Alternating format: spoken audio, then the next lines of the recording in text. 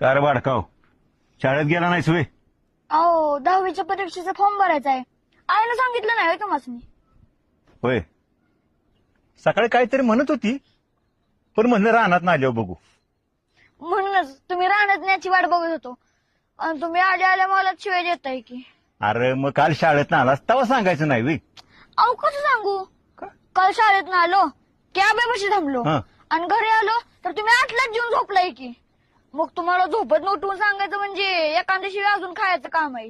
तर अरे बाबा 8 वाजता झोपतोय म्हणून सकाळी 5ला उठून दारा काढून रानात जाऊन सगळी कामं करून वजा आणून इथं आलोय. हा, आणि तुम्ही लोळत पडताय की बोच्या ऊन येस्तवर.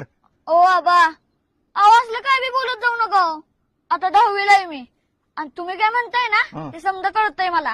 होय, मग मला सांग, किस्त पैसे लागणार आहे ती कळते का तुला? हा, तसं 360 लागणार आहेत, हं.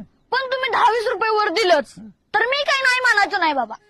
बरं बाबा, आता तुझा बापच पैसे धाडतोय म्हणजे म्हणायला येत नाही तुझ्या बापाने ठेवल्यात का? हा, आता ठेवलेत म्हणजे द्यायलाच पाहिजे. थांब, आलो घरी. हा?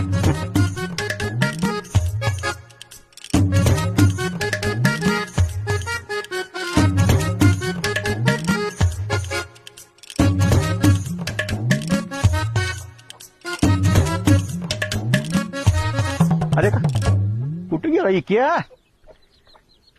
अरे का पैसे देणार म्हणलं काय आबाचं काय काम हलकं करतोस का काय? हा? मी कधी काम करीत नाही होय बाबा. आता माझी उंचीच कमी पडते तुला मी तर काय करणार.